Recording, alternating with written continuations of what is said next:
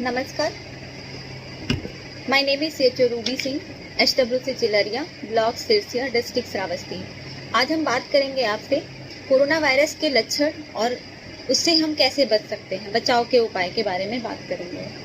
तो सबसे पहले हम बात करते हैं वाइटल की, कि पेशेंट का जो वाइटल अगर उसमें सिम्टम्स हैं तो उसका वाइटल कितना होना चाहिए और कितना अगर है तो मतलब वो रिस्क में है, तो हम उसके बारे में बात करेंगे according to the government guideline. जो गवर्नमेंट की गाइडलाइन है उसी के अकॉर्डिंग हम आपसे बात करेंगे कि पेशेंट में नॉर्मल वाइटल कितना होता है और अगर पेशेंट कितना ज़्यादा बढ़ा हुआ है तो वो रिस्क में है, उसके बारे में हम बात करेंगे।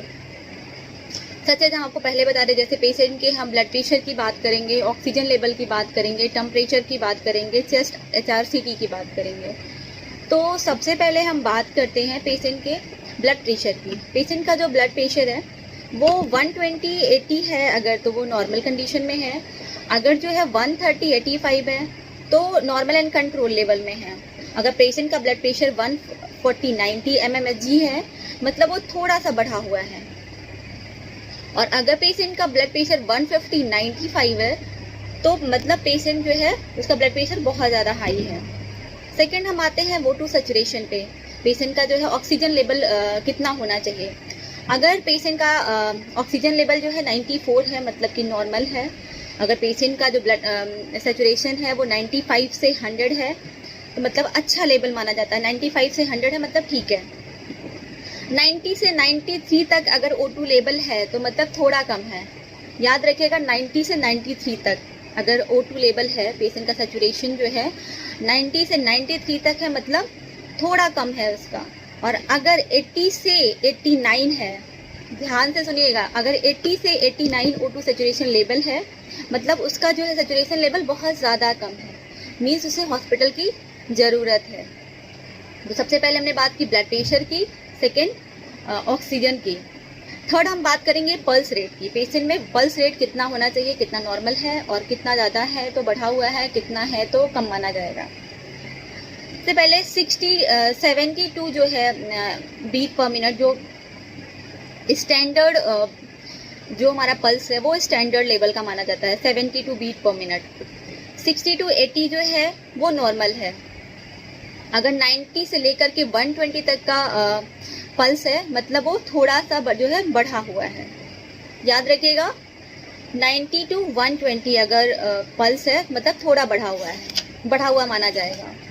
थर्ड जो हम बात करते हैं टेम्परेचर की।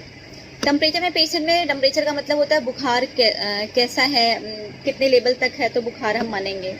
अगर 92 से लेकर के 98.6 डिग्री फ़ारेनहाइट है मतलब वो नॉर्मल टेम्परेचर है।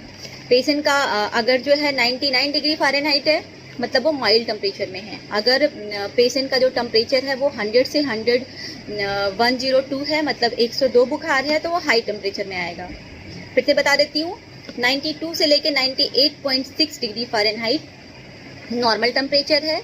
99 डिग्री फ़ारेनहाइट जो है वो माइल्ड टेम्परेचर में आएगा। और 100 से लेके 102 मतलब 102 अगर बुखार है तो वो हाई टेम्परेचर में आएगा। अब हम थर्ड बात करते हैं HRCT की। HRCT क्या होता है पहले हम तो वो जान लें। HRCT का जो नॉर्मल लेवल होता है वो क्या होता है और HRCT होता क्या है। HRCT एक चेस्ट का जो है टेस्ट होता है, उसका मतलब होता है HRCT की जो फुल फॉर्म है वो है हाई रेजोल्यूशन कंप्यूटर टोमोग्राफी। उसमें क्या होता है, उसका जो नॉर्मल लेवल है वो 1 to 4 है। आगे हम बात करते हैं कि इसमें होता क्या है। अभी हम नॉर्मल और एबनॉर्मल लेवल की बात कर लेते हैं। तो 1 से 4 तक का अगर लेवल है तो वो नॉर्मल माना जाता है। अगर HRCT का स्कोर जो है 0 से मीन्स 4 to 8 है, 4 to 8 है तो जो है वो माइल्ड इन्फेक्शन में आएगा। फिर से सुनिएगा, 1 से 4 अगर है तो वो नॉर्मल जो है HRCT रेट है, HRCT चेस्ट एक्सरे का रेट है। और अगर जो है 4 to 8 है तो मतलब माइल्ड इन्फेक्शन है पेशेंट के चेस्ट में। अगर HRCT 9 to 18 है तो उसका मॉडरेट इन्फेक्शन है। अगर HRCT स्कोर जो है 19 से 25 है मतलब सीवियर इन्फेक्शन है पेशेंट के चेस्ट में। मैं फिर से एक बार रिवाइज करती हूँ, HRCT का नॉर्मल स्कोर क्या होना चाहिए। अगर 1 to 4 है तो नॉर्मल है। अगर 5 से लेकर के 8 है तो माइल्ड इन्फेक्शन है। अगर 9 से लेकर के 18 है तो मॉडरेट इन्फेक्शन है। अगर जो है 90 से लेकर 19 यानी 19 से लेकर के 25 तक है वो सीवियर इन्फेक्शन में आएगा। ये हमारा HRCT का स्कोर। अब हम जो है बात करते हैं कि HRCT में होता क्या है। HRCT जो है स्कोर कैसे करवाते हैं और इसमें होता क्या है। इसमें मेनली होता क्या है कि जो हमारा कोरोना का इन्फेक्शन होता है उसमें जो O2 एब्जॉर्ब करने वाली जो थैलियाँ होती हैं, मतलब जो हमारे ऑक्सीजन लेवल को एब्जॉर्ब करती हैं हमारे चेस्ट में, उसकी जो एल्बुलाइज होती हैं, मतलब छोटी छोटी हमारे चेस्ट में, अगर आप मेडिकल के स्टूडेंट हो तो आपने पढ़ा होगा एल्बुलाइज। तो एल्बुलाइज में क्या होता है, स्वेलिंग आ जाती है, और सम टाइम क्या होता है कि उस एल्बुलाइज में जो है पानी भर जाता है या कफ जो है एक्यूमुलेट हो जाता है। एक्यूमुलेट का मतलब होता है उसमें इकट्ठा हो जाना, या तो पानी भर जाता है या फिर कफ इकट्ठा हो जाता है या फिर उसमें स्वेलिंग आ जाती है। उससे क्या होता है, हमारा जो HRCT स्कोर है वो बढ़ के आता है। तो ये है हमारा हाई रेजोल्यूशन कंप्यूटेड टोमोग्राफी। इसमें मैंने आपको बताया HRCT होता क्या है। इसका स्कोर जो है मैंने आपको जैसे कि पहले बताया कि इसका स्कोर कितना है, नॉर्मल कितना है, माइल्ड इन्फेक्शन कितना होता है, मॉडरेट इन्फेक्शन कितना होता है और सीवियर इन्फेक्शन कितना होता है। इसे बेसिकली करते क्या है, चेस्ट को हम 25 भाग में जो है डिवाइड कर देते हैं। 25 भाग में डिवाइड कर देते हैं। उसमें क्या होता है कि देखते हैं कि चेस्ट के एक एक भाग को उठा के चेक करते हैं कि उसमें कितना इन्फेक्शन है, पेशेंट के चेस्ट में कितना इन्फेक्शन है। उसी के अकॉर्डिंग डॉक्टर जो है प्रेस्क्राइब करते हैं कि इनको घर पे ट्रीट हो सकते हैं या हॉस्पिटल की ज़रूरत है। उसके बाद हम बात करते हैं कि हम जो है कोरोना वायरस की मेडिसिन की मीन्स, अगर पेशेंट को माइल्ड इन्फेक्शन है तो वो अपने घर में जो है कौन कौन सी मेडिसिन रखे, कैसे वो पेशेंट को ट्रीट कर सकते हैं। तो घर पर जो हमारे जो सबके घर पे आपको पता होगा कि इस समय क्या हमेशा सब लोग जो है मेडिकल किट बना के रखते हैं, जिसे हम फर्स्ट एड बॉक्स कहते हैं। उसमें हम ज़रूरत की कुछ मेडिसिन को रखते हैं। लेकिन इस समय हमारे फर्स्ट एड बॉक्स में यानी जो हमारा मेडिकल किट है उसमें क्या क्या होना चाहिए, मैं आपसे अभी डिस्कस करती हूँ कि उसमें हमारे क्या क्या मेडिसिन होनी चाहिए और कैसे हम बच सकते हैं। और आगे हम बात करेंगे कि कोरोना के कितने फेजेस होते हैं, किस फेज में क्या सिम्टम्स होते हैं और किस मतलब उसमें हर फेज के साइन एंड सिम्टम्स के अकॉर्डिंग जो है हम कैसे बच सकते हैं, क्या मेडिसिन ले सकते हैं और कैसे हम अपना देखभाल कर सकते हैं, उसके बारे में हम आगे डिस्कस करते हैं। सबसे पहले जो हम आपको बताएंगे कि जो हमारी मेडिकल किट है, मीन्स जो हम अपने घर पे मेडिकल बॉक्स रखे हैं, फर्स्ट एड बॉक्स रखे हैं, उसमें हमें क्या क्या रखना होगा उसके बारे में हम बात करते हैं। सबसे पहले जो है हमें उसमें पैरासीटामोल 650 mg का रखना होगा, एक पत्ता। उसमें जो है बीटाडीन जो आता है गार्गल, बीटाडीन सबको पता होगा उन पे भी लगता है, लेकिन बीटाडीन का जो लिक्विड होता है वो गार्गल करने के काम आता है। तो बीटाडीन गार्गल माउथ वॉश जो है बीटाडीन हम रखेंगे लिक्विड, उसे माउथ वॉश करने के लिए। थर्ड जो है टैबलेट लिम्सी या विटामिन सी, लिम्सी को विटामिन सी कहते हैं, वो रखना है। विटामिन डी टैबलेट, मल्टीवाइटामिन में आप न्यूरोकाइन रख सकते हैं, वो भी जो है न्यूरोकाइन 10 से 15 दिन तक लेना होता है। विटामिन डी जैसा कि मैंने बताया, विटामिन डी जो है 4 वीक तक लेते हैं, एक tablet once a week. Multivitamin मैंने आपको बता दिया, मल्टीवाइटामिन न्यूरोकाइन हो सकता है, 15 डेज तक 10 to 15 डेज लेना होता है।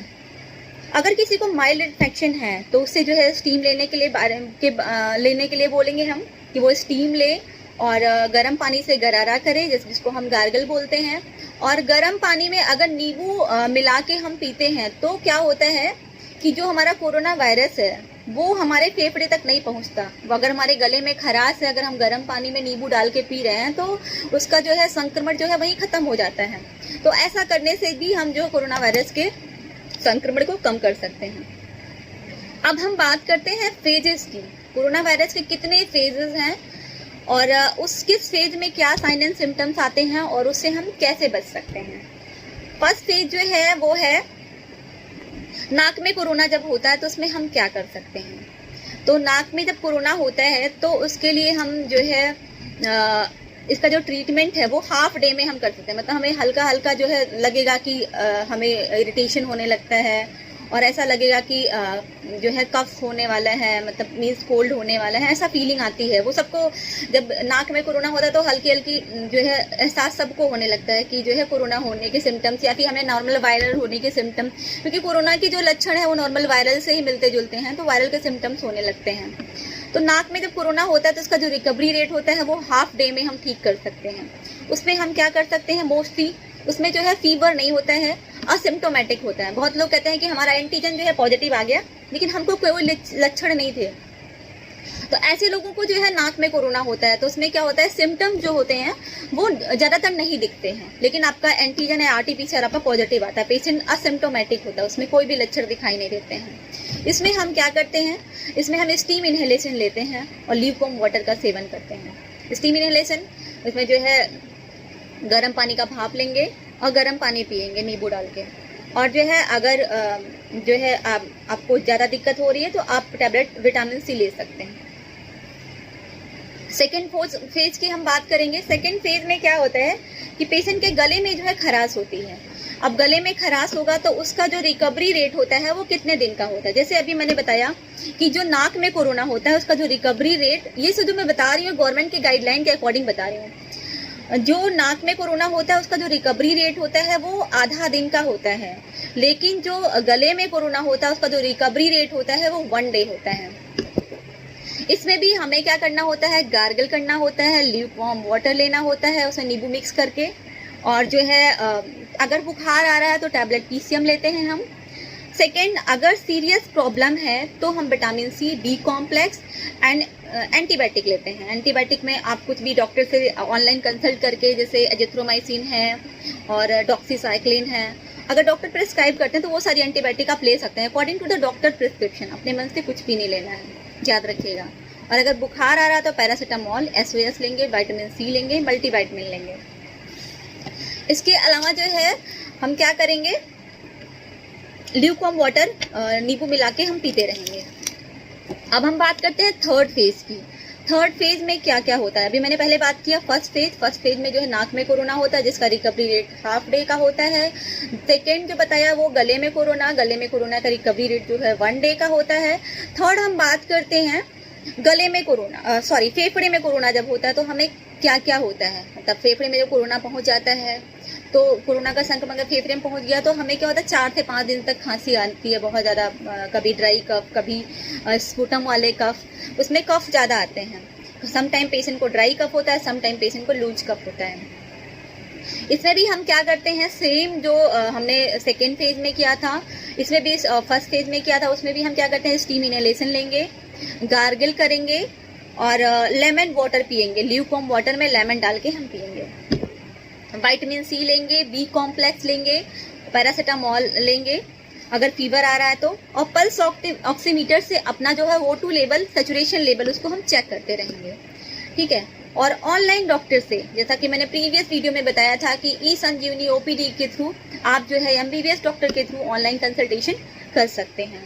तो जो है हम डॉक्टर से परामर्श लेंगे, ऑनलाइन डॉक्टर से कंसल्ट लेंगे, या फिर अगर आपके आसपास में CSC, PSC या डिस्ट्रिक्ट हॉस्पिटल है तो उस वहाँ पे जाके आप डॉक्टर से परामर्श ले सकते हैं। क्योंकि अभी लॉकडाउन है, जाना अलाउड नहीं है, और जो है अभी सबको घर में ही रहना है, क्योंकि हम घर में रहेंगे तभी हम, लेकिन फिर भी अगर किसी को प्रॉब्लम हो रही है तो उस स्थिति में क्या करना है, उस स्थिति में हमें ये करना है कि ऑनलाइन कंसल्ट कर लेना है।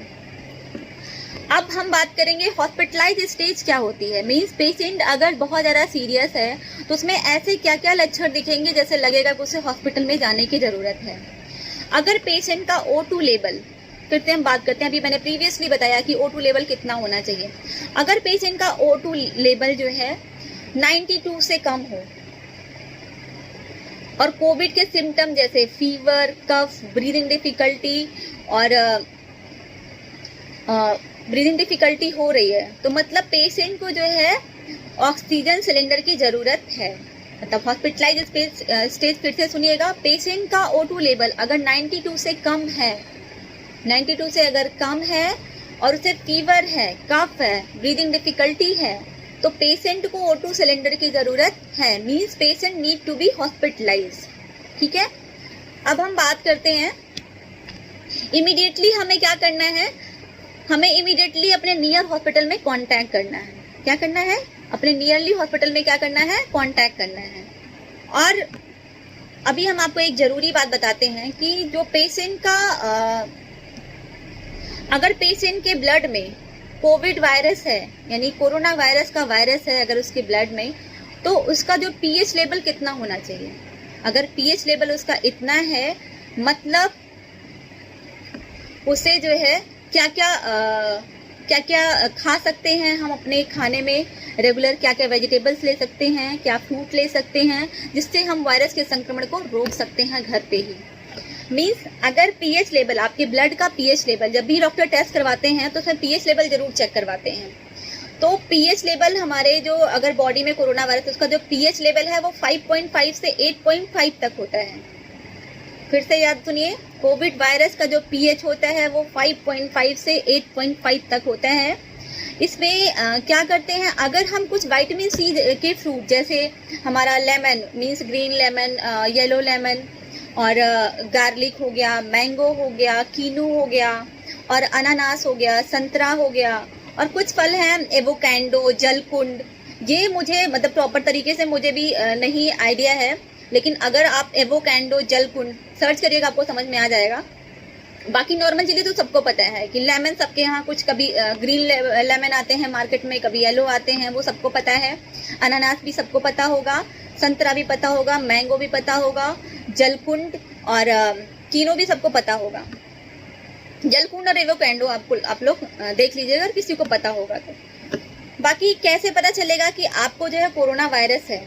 अब हम बात करते हैं कि अगर patient is suffering from corona virus तो उसे कैसे आइडिया होगा कि he is suffering from corona virus. तो उसमें लक्षण क्या क्या दिखेंगे और हमें प्रिकॉशन क्या लेना है। तो पेशेंट का अगर गला सूख रहा है, सूखी खांसी आ रही है, हाई टेम्परेचर हो रहा है, ध्यान से सुनिएगा, गला सूखना, सूखी खांसी, high temperature, breathing difficulty, headache and body एक।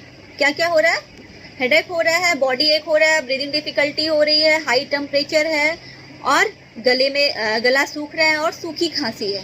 मतलब कि पेशेंट में जो कोरोना के लक्षण हैं। इसमें हमें क्या करना है कि कोरोना वायरस का जो संक्रमण है वो फेफड़े तक ना पहुंचे। अगर आप में ये सब सिम्टम डेवलप हो रहे हैं, आपको लग रहा है कि ये सारे सिम्टम्स हमारे बॉडी में आ रहे हैं, तो जो है आपको क्या करना है, इसमें गर्म पानी में नींबू डाल के, अगर आप गर्म पानी में नींबू डाल के, फिर से बता रही हूँ, गर्म पानी में नींबू डाल के अगर आप रेगुलर सेवन करेंगे, इससे जो कोरोना वायरस का जो संक्रमण है, यानी जो वायरस है वो हमारे फेफड़े तक नहीं पहुंचेगा, वो वायरस को हमारे फेफड़े से पहुंचने से रोकता है। विटामिन सी में एंटीऑक्सीडेंट होते हैं, ये हमारी बॉडी में बहुत अच्छा काम करते हैं। कोई भी वायरस, कोरोना जैसे वायरस जो है हमारे फेफड़े तक पहुंच नहीं पाएंगे अगर हम प्रीवियसली प्रिकॉशन लेते हैं। तो उम्मीद है आपको ये जानकारी अच्छी लगेगी, और जो भी मैंने बताया है वो गवर्नमेंट की गाइडलाइन के अकॉर्डिंग बताया है, मैंने अपने मन से कुछ भी नहीं बताया है। उम्मीद है कि आप लोगों को ये मैसेज